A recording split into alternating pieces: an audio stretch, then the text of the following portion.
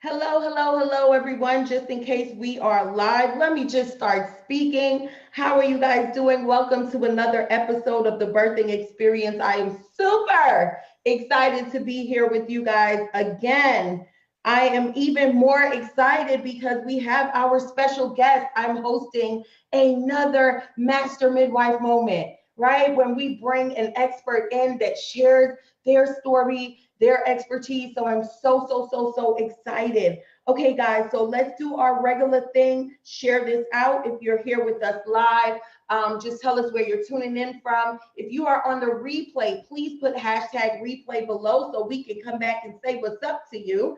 And let me just tell you a little bit about what the birthing experience is. So if you are new with us, this is an online show where we focus on bringing you content to help coaches birth their mastery, okay? So my name is Niala Phillip, the Master Midwife, and I'm all about helping you prep, plan, push, and produce your mastery. So today, guys, we are here with the phenomenal Roshanda Pratt.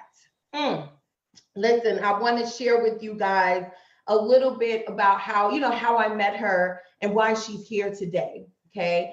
So, number one, we're both from Trinidad. So, you guys know I've already shared with you that we're both from the beautiful islands of Trinidad and Tobago. And we spoke at a conference, the Social Power Summit, hosted by Dr. Finch. Shout out to Dr. Finch in Tennessee last year. Yes, and I had a chance to hear Roshanda tell her story. I had a chance to get her book and read more about her journey. I had a chance to sit down and converse with her a little bit. And let me tell you, I had to bring her here today because she does have a story and she's a woman who knows how to push through, okay? Not only that, Roshanda has over, is it 20 years experience in broadcasting. She is a live stream strategist, a visibility expert, and I'm gonna stop right here because I want her to tell you all about who is Roshanda Pratt. Hey, Roshanda, how are you, my darling? Oh, friend, I am so glad to be here. I'm glad to be with my Trini sister. Listen, we are going to have such a good time. Someone just said, yes, island ladies are always beautiful. Thank you. Thank you. I'm so glad to be here.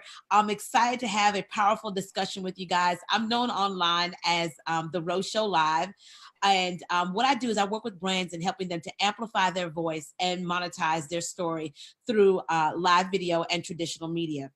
Worked 20 years covering some of the most major stories in history, from 9/11, the war on terror, the removal of the Confederate flag from the South Carolina State House grounds. And so I've really been on the front lines as a television news producer, executive morning show producer, and on-air talent, helping people, helping journalists to tell the story that's important to our community and to our nation. And so I'm very excited to be here. Shout out to my West Indian family. Got to give props to my dad. He was the one and the reason why I became a journalist, because he told me that this was my country and he said I should know more about it than you do. So he used to make me watch the news when I was in the 4th grade, and it really started a passion, just like you, friend, and people understanding the power of their story and how your story really leads to your visibility. Yeah. Well, thank you so much for being with us. I cannot wait to get a chance to get in your brain, okay?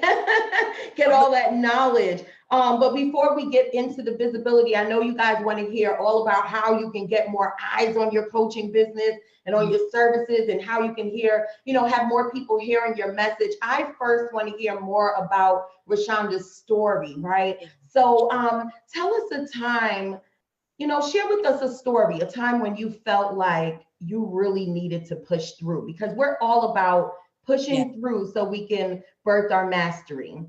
I think most of my life has been a series of pushing through. I think most of my life has been, I've always been pushing through. One of the most major times would be when I discovered my own voice. Like you just said, I worked 20 years in the television news arena, and I went into TV wanting to be an anchor, reporter, and I got behind the scenes, and I would say honestly got stuck as a television news producer. And I was very afraid of my own voice. Didn't like how I sound, didn't like how I looked on camera, made several excuses, but knew in the knower, that I needed to be in front of the camera. And so I spent a lot of years behind the camera, and it was very embarrassing because here I am writing the news that the anchors are reading on air. They're reading my words. Okay. So let me go ahead and clear the air right now. The anchors are the face of our words. TV producers do all the work. Shh, don't tell them I told you that. So here they are reading my words, yet I was afraid to embrace my own words. And I think it really was about 5 years ago when my husband and I and my family went through a very serious and could have been a traumatic experience. And so 5 years ago, my husband and I were the victims of a home invasion at gunpoint. And how many of you know life becomes serious when you got a gun pointed at your head? Serious. And so in that moment, I like to call it my burning bush moment, friend. In that moment, I realized that, wait a second, if this was the end, what's going to be said of me? What impact did I have? What legacy did I leave? What lives did I change? What story is going to be told? And from that day forward, I vowed to die empty. I vowed when it's all said and done, when I see Jesus face to face, he's going to say, girl, you wore the brakes off of that life. I'm telling you, you ain't got nothing else left. I just decided that I was going to finally decide to show up. I was going to own my voice, and I wasn't going to, you ready for this? I wasn't going to no longer allow people to own my voice through the words I wrote for them and not give life to the words that I had. That was the push through moment for me. How powerful is that? How powerful is that? And you know how many people right now are in that, same spot where they feel like, I'm other people are speaking for me. Other people are putting my ideas out there. I'm thinking it, I'm holding things in and I'm not sharing the greatness that's inside of me. So, that is so powerful. Die empty. Wow. Die empty. Hey, Desiree Lee, how are you? Thank you for joining. Hey, Cheryl, how are you? Thank you for joining. So, let's capitalize. Well, let's continue with that a little bit. If we were speaking to someone right now who were feeling like they were stifling themselves and they weren't sharing, their message, what would you tell them in this moment? Well, I'm going to give you a warning. You know how when you watch a movie or you watch the news and they have some video and they say, the video we're about to show you is probably going to be a little bit too much for your little one, so you may want to step out the room. What I'm going to share with you might be a little bit too much. So you're going to be responsible for this because I'm going to tell you. So you're going to be responsible for this. Here's what I would tell that person. There are people or one person that is waiting for you to show up. You are the solution to someone's problem. And here's the reality of that. When you decide not to show up, when you decide not to be the solution, you turn that person over to the wolves. Can I be transparent here? How many of us have heard this story? You're a business coach, you're successful, you're the real deal, my friend. But how many of us have experienced when you're talking to a client and they say, I would love to invest with you, but, and that but follows that they had a bad experience with another person who called themselves a business coach or strategist. They gave all this money. The promises weren't fulfilled. And so they are now skittish or afraid of making that investment again. That's your fault. Why is that your fault? Because you didn't show up. They didn't see you. You didn't make yourself visible. You didn't put yourself out there. You were hiding behind the camera. You were being a hidden figure. You didn't show up front and center. So when you don't show up as the solution that you are, right, with all of it on the table, you put people who are looking for you to be their solution in the hands of wolves. When you don't show up as the solution, here's the other part. You are also stifling your destiny, and you're also giving others permission not to show up as well. Because see, stories are powerful, right? But stories also give others permission to show up or not show up. And that's what you're doing when you stifle your voice. Wow. Wow, guys, that's a hashtag message. If you guys hear something tonight that speaks to you, definitely put hashtag message below. That spoke to me. Yeah. That spoke to me because, I spoke about this in a previous episode, and it was called Previous Miscarriages. When we allow previous miscarriages, previous failures, previous pain, loss to stop us from just going out there, and then we don't take responsibility for it. And I think what I'm hearing is take responsibility. If to number one, take responsibility, and number two, understand how you are responsible for other people's lives. And when you are not sharing your experiences and your messages, what you are doing to them. That is so good. That is so good. And you're so right, because there's a message and there's a weight to this. And so, I mean, think about it when you're, carrying a child, right? There is a blessing in the stretching. Seriously, stretching out of your comfort zone, stretching and being transparent, stretching to say, I'm finally going to show up as people's solution, and I'm just going to stop playing small. I'm going to be big. There's a blessing in the stretching. Listen, you're the master midwife. If you're not stretching and that baby's not growing. Nope. So even in the challenges, we got to look at challenges differently. I'm telling you, within the last couple of years, I've looked at challenges, my friend, so differently. I stopped looking at challenges as, oh my gosh, this is just another reason why I shouldn't do this. I started looking at challenges of, oh yeah, this is exactly what I'm supposed to be doing. Because if this wasn't the case, I expect it. Yes. I expect there to be drama. I expect, okay, you got a flat tire. Okay, this kid's showing out. Oh, I expect it now. I'm not looking for that, but challenges come not always to tell you that this is not what you're supposed to be doing, but to tell you that this is what you're supposed to be doing. Yeah. And if you don't have challenges, you don't learn. That's powerful. You don't fail. You either win or you learn. Yep. How many of you guys are feeling that right now? I had this conversation very recently that, they put around, they say that there's a saying out there that it gets tough. Right before things are going to get better, it gets tough, right? We talk about it in church. We talk about it in business. Right before you're about to see the light. Everything gets so tough, and it's so true. But what I've learned, just like you, and you can tell me how you view this. What I've learned, like you said, is perspective. And finding that nothing is not all darkness.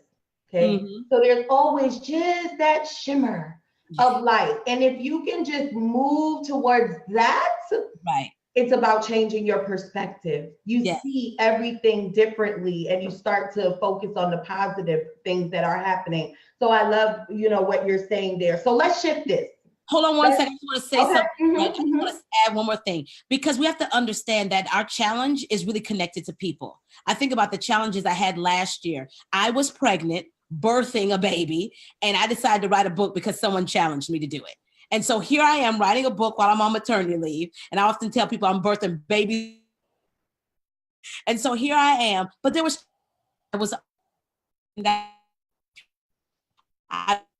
was 7-8 months pregnant. On the cusp. We released CEO of Live Video on October 5th.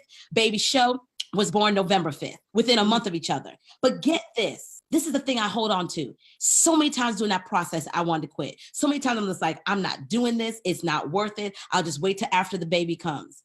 And I think about all the testimonies I get from people that say, I'm so glad that you released this book. One person sent me a video crying, saying, you don't know how much I struggled with something in particular. And she said, one sentence in your book changed my whole perspective.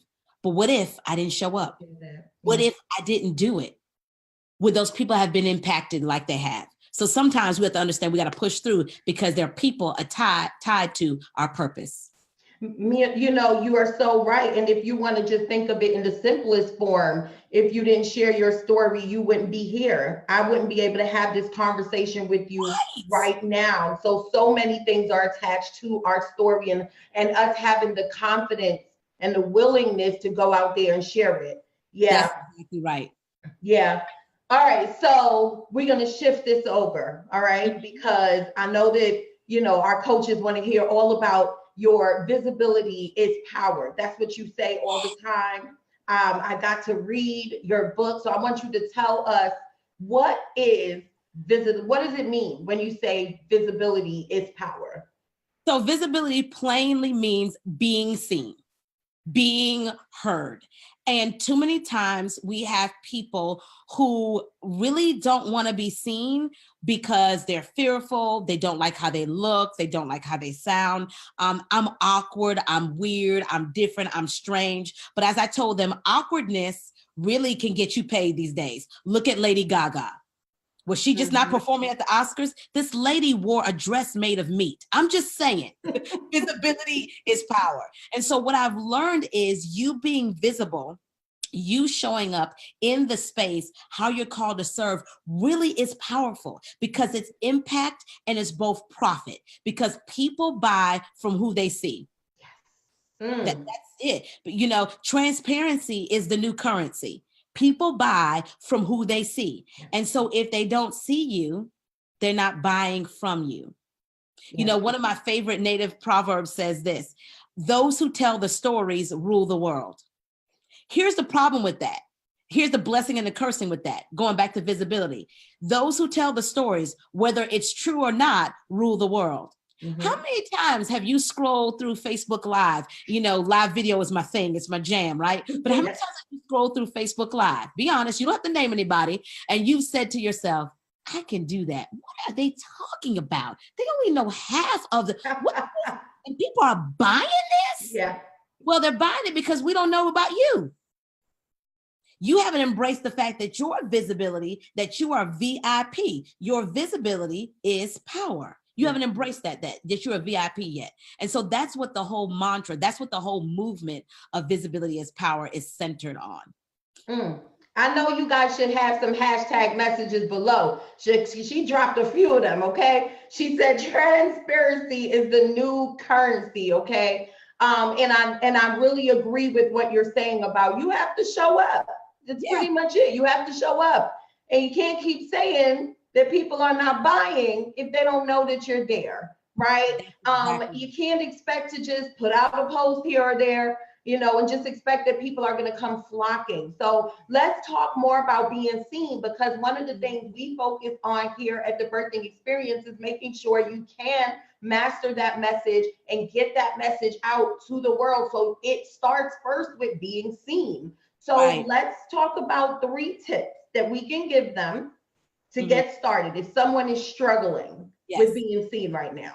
Okay, so number 1, you have to own your message. And when I say own your message, that includes owning the mess in the message, because the word message, it contains MESS. Too many times we want to give people all of the glory, the glorified parts, but they don't know the real story. And so think about Oprah. Oh my goodness, Oprah has been a master at owning the mess in her message. Why do we love Oprah so much, or Auntie O, or whatever you want to call her, is because from the beginning, she told us about her childhood. She told us about some of the mistakes. She told us about the story of her TV station that told her, you don't look the part, your eyes are weird looking, you'll never be anything. And now this woman owns her own TV company. Why? We love that. America loves a comeback story. So you have to own the mess in your message. You have to own the entire story. The second thing is you have to be willing and committed in your visibility of being transparent.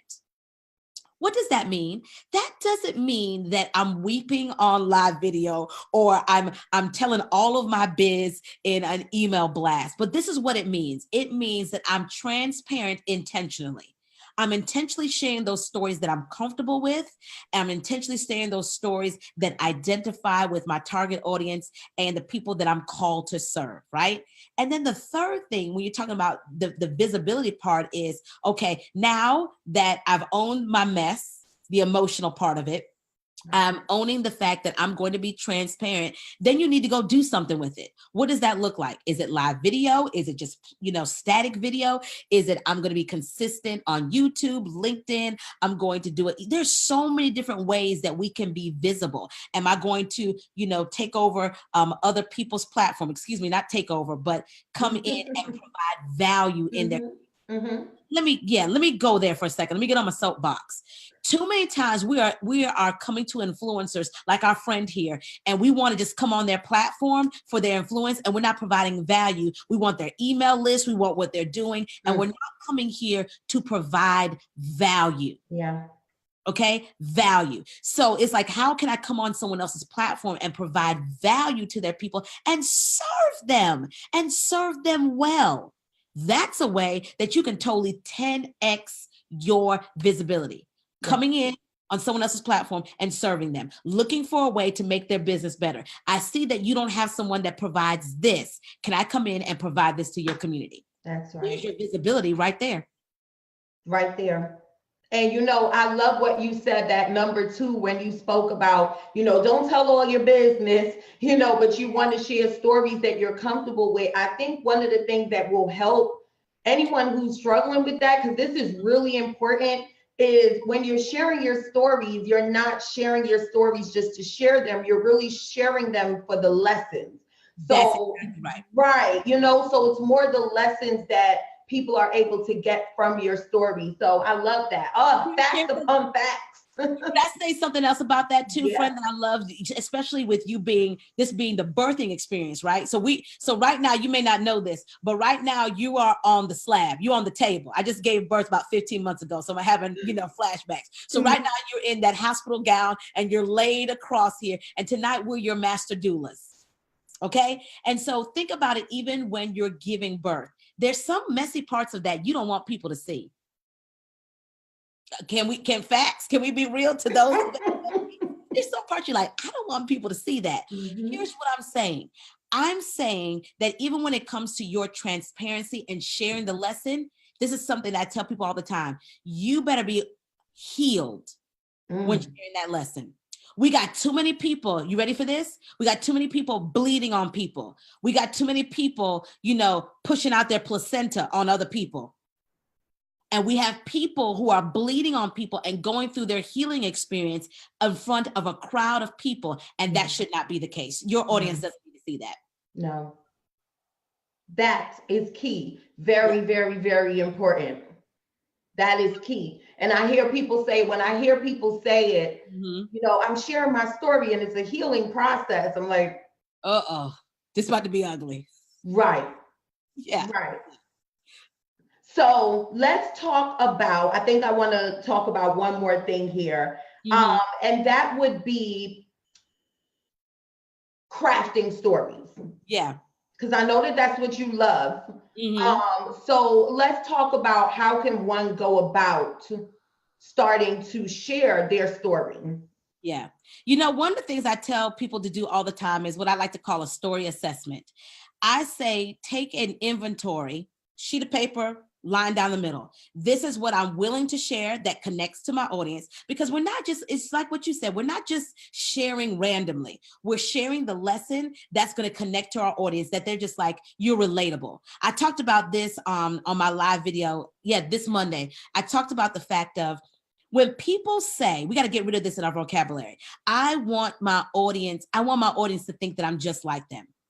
Can't say that. Because here's why. If you're just like them, what benefit can you give to them?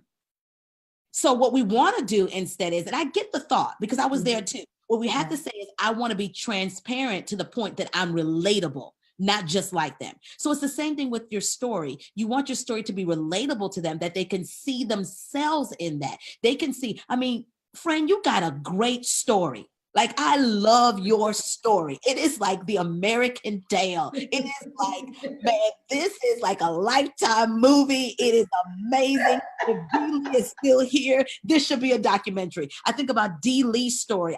To go from incarceration to going back in there, serving the same people and helping them escape and write books. It's amazing, right?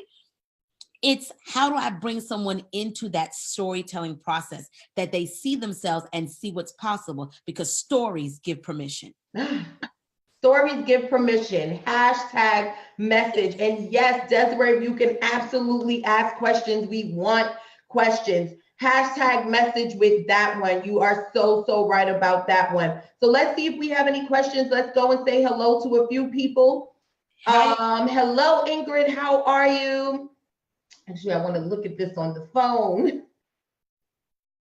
All right. So, hello, Rachel. How are you? You know, one thing when you said stories give permission, I also like to say that stories enroll people into your vision. So, a lot of times when you say, you know, I'm sharing my message, but I don't really think people are hearing me. A lot of times is that it's not structured. And we're going to get into that because that's what, you know, Roshanda's all about. You know, it's not structured in a way that's enrolling people into your vision, right? Remember, you were given this journey, this dream, right? This from God, right? This vision came from God directly to you and to no one else, right? And you're going out and you're sharing your message. So now it's your job to get people on board. Right. Right. And I believe your story is what does that. I totally agree. We're on team story. Hashtag that team story. I agree as well. I believe that's why I saw it for 20 years. I saw 20 years about how we will tell a story and it'll prompt people to action. Either they're mad, either they're sad, they're excited, they want to fix the problem. Why? Because stories help us to make sense of things, help people to connect to what's going on. And so, I mean, you do a disservice to yourself when you don't understand the story of your audience. And I think that's why people don't connect, because you may be telling stories, but are you telling the right story that connects to your audience? So what does that mean? I have to understand my target audience pain point. Here's something, hashtag this, here it is. You ready for this? I have to understand my target audience, the people that I'm called to serve, the people I'm called to impact so well that I can write a page in their journal. You got to know them that well. Yeah. So if I know them well, then I know what stories to say because I know their pain points. Very important. Wow. Listen, we got some questions. Okay. Right? So this one is really good. So Desiree said, what do you say to people who say that we're telling our stories over and over again? Yeah. So what I'd say with that is you have to find some interesting points in that story. Let me give you guys the insight to television news. This is amazing. So what we would do in the television news industry, every morning we would get together and have our morning meeting and we'll talk about the story of the day. And what we would do is we'd assign this story to a reporter. So we're going to make up a story.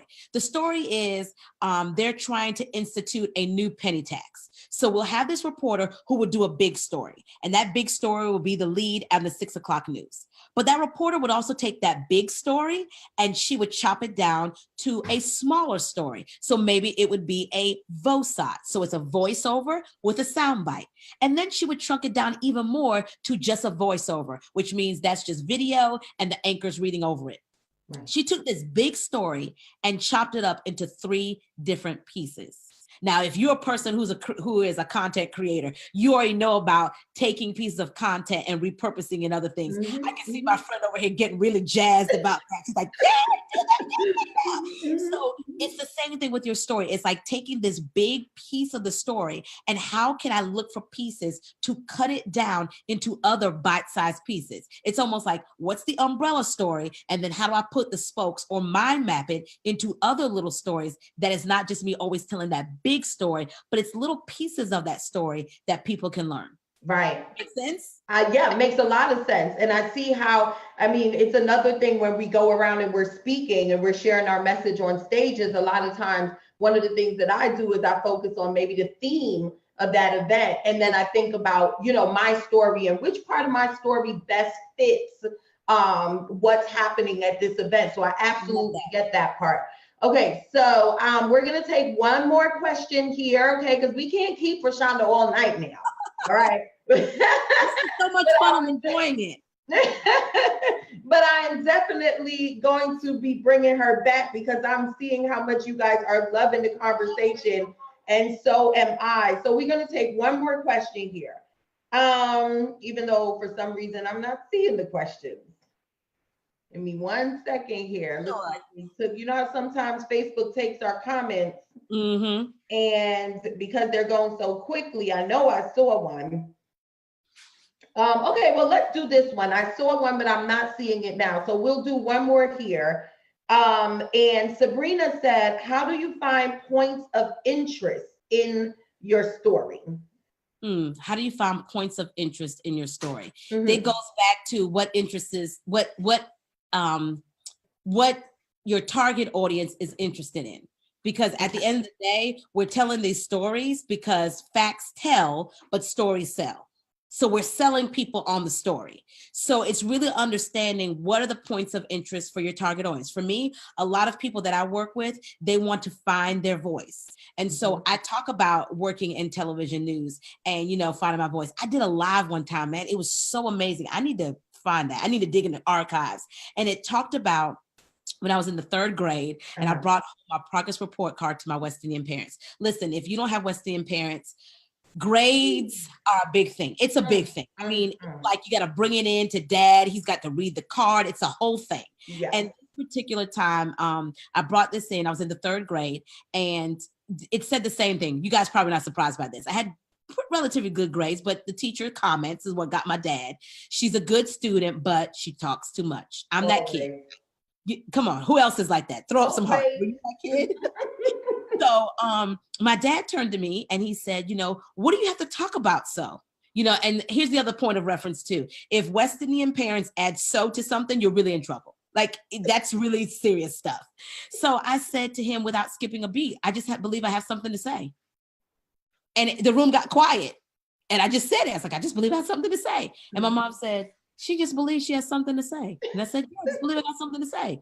I wasn't in trouble. That was the end of the conversation. And what I said from that lesson, see, finding your voice, I taught about how you got to go back to the 3rd grade girl or boy again.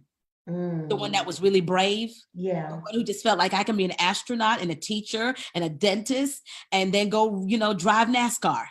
Right? You got to find that person again. See, those are points of interest for my audience. That means I have to understand who they are. I love that. Okay. Hashtag message, guys. Hashtag message below if you're hearing something that you know is speaking to you tonight. All right. So before we leave, I want you to tell everybody more, you know, where they can reach you and tell them about the Rosh Show. Sure. So I go live every Monday at 8:45 p.m. Eastern Standard Time on the Rosh Show live page over on right here on Facebook. And it's what we call Media Monday. So I'm talking about live media, traditional media, television media. I'm also talking about business. And sometimes it ends up turning into church. I'm just telling you. We just don't know. We just kind of flow in here. Yeah. But, I would love for you to join me over there. Please make sure to like and follow the page. I'm across all social media platforms as the Rosh Show Live. And pretty much what you see here is what you get. I'm going to have a good time. We're going to laugh. We're going to talk about a little bit of faith. We're going to talk about business. But at the end of the day, I'm going to help you find your voice, clarify your message so you can go impact the world with your visible story. Yes. Because that's important. Oh, I love it. Thank you so much for being with us tonight. Thank you so much. Guys, thank you so much for being with us live. And those of you who are on the replay, thank you. Make sure you put hashtag replay below so we can come back and say what's up, okay? So this has been another episode of The Birthing Experience. Again, if you are new, we are here every Thursday, 8 p.m. Eastern Standard Time, giving you content to help you prep, plan, push, and produce your mastery, because we believe you are all masters at heart, okay? So thank you so much for being with us, and we'll see you again.